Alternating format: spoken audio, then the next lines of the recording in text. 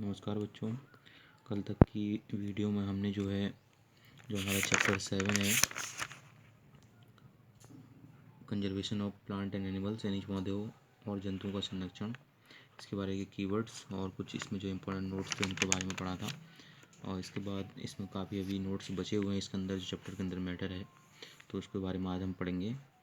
तो second point तक हमने पढ़ लिया था। थर्ड पॉइंट है इसका conservation of forest and wild life, यानी कि जंगलों का और वन्य जीव जो हैं, जंगलों में रहने वाले जीव हैं, उनका संरक्षण। For conservation of forest and wildlife, government lays down rules, methods and policies to protect and conserve them. तो जंगलों का और वन्य जीवों के संरक्षण के लिए जो है सरकार ने बहुत सारे जो रूल हैं और तरीके हैं और विभिन्न जो पॉलिसीज़ हैं, ठीक है, तो ये जो हैं बनाई हैं, जिससे जो है उनका जो है संरक्षण किया जा सके और उनको जो है संरक्षित भी किया जा सके। Wild life sanctuaries, national park, biosphere reserves, यानी कि जो वाइल्ड लाइफ सेंचुरीज के द्वारा नेशनल पार्क बना के और बायोस्फीयर रिजर्व्स बना के, यानी कि वाइल्ड लाइफ वन्य जीव अभ्यारण्य, राष्ट्रीय उद्यान और जैवमंडलीय आरक्षित क्षेत्र, इनके द्वारा जो है इनमें संरक्षित करके जंगलों को और वन्य जीवों को जो है संरक्षित करने के कई नियम बनाए गए हैं। Are protected areas for conservation of plants and animal present in that area. तो जो ये तीनों हैं, वन्यजीव अभ्यारण्य, राष्ट्रीय उद्यान और जैवमंडलीय आरक्षित क्षेत्र, इनके द्वारा जो है उस एरिया को जो है प्रोटेक्ट किया गया है, और जिसके लिए जो है उस जगह के जितने भी पौधे और जंतु हैं उनको संरक्षित किया जा सके करके, ठीक है। तो अगला पॉइंट आता है इसमें अब बायोस्फीयर रिजर्व्स, यानी जैवमंडलीय आरक्षित क्षेत्र क्या है करके।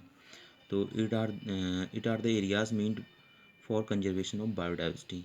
ये कंजर्वेशन के यानी कि संरक्षण से संबंधित ऐसे क्षेत्र होते हैं जहाँ जैव विविधता का संरक्षण किया जाता है। मतलब ये ऐसे स्थान होते हैं जिनका अर्थ है कि जैव विविधता का संरक्षण करना। जैव विविधता मतलब बताया आपको, biodiversity is the variety of plants, animals and micro organism generally found in an area. तो बायोडाइवर्सिटी का अर्थ होता है कि उस स्थान में पाए जाने वाले सभी पेड़ पौधों, जंतुओं और छोटे से छोटे सूक्ष्म जीवों जो उस जगह पाए जाते हैं, तो वो कहलाती है उस जगह की जैव विविधता, यानी कि बायोडाइवर्सिटी, ठीक है। तो उस एरिया का ही जो है कंजर्वेशन करना, संरक्षण करना जो है बायोस्फीयर रिजर्व्स के अंतर्गत आता है, यानी कि जैवमंडलीय आरक्षित क्षेत्र के अंतर्गत आता है। Biosphere reserves contains culture of that area and other protected areas in it. तो जो जैवमंडलीय आरक्षित क्षेत्र होता है वो उस जगह की, जो इस एरिया को संरक्षित किया गया होता है उस जगह के लिए, तो उसकी जगह की संस्कृति और उस जगह की संस्कृति को भी जो है क्या कहते हैं संरक्षित करता है। उसके साथ साथ कुछ अन्य जो है एरियाज़, जो उस एरियाज़ में मतलब उस स्थान में जो अन्य चीज़ें हैं उनको भी संरक्षित करता है। जैसे एग्जाम्पल है Pachmarhi biosphere reserves consist one national park, यानी कि पंचमढ़ी जैवमंडलीय आरक्षित क्षेत्र जो है उसके अंदर एक जो है नेशनल पार्क आता है, राष्ट्रीय उद्यान आता है जिसका नाम है Satpura, and 2 wild life sanctuaries, और उसके अंदर 2 वन्यजीव अभ्यारण्य आते हैं जिनका नाम है बोरी और पचमढ़ी, ठीक है। तो मतलब एक जैवमंडलीय आरक्षित क्षेत्र के अंदर नेशनल पार्क्स, उसके कल्चर से संबंधित जितनी भी इमारतें, ऐतिहासिक इमारतें होती हैं वो, और वाइल्ड लाइफ सेंचुरीज भी आती हैं, तो वो होता है बायोस्फीयर रिजर्व्स, ठीक है। फिर आता है फ्लोरा एंड फाउना, अगला पॉइंट है fifth. The plants typically belong to a particular area are called flora, यानी कि जो पौधों की प्रजाति सिर्फ उस जगह के लिए ही, उस पर्टिकुलर जगह के लिए ही, मतलब उसी एरिया में उगने के लिए जानी जाती है, तो उसे कहा जाता है क्या, फ्लोरा, यानी कि पौधे की प्रजातियाँ, उसे फ्लोरा कहा जाएगा। जैसे कि एग्जाम्पल है sal, teak, mango, silver fern etcetera. तो ये जो हैं फ्लोरा की प्रजातियाँ हैं, यानी कि पौधों की प्रजातियाँ हैं।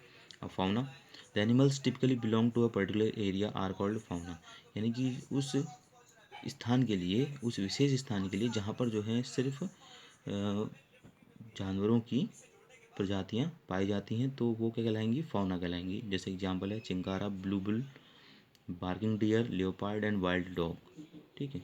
तो ये जो जानवरों की प्रजातियाँ हैं वो फाउना कहलाती हैं।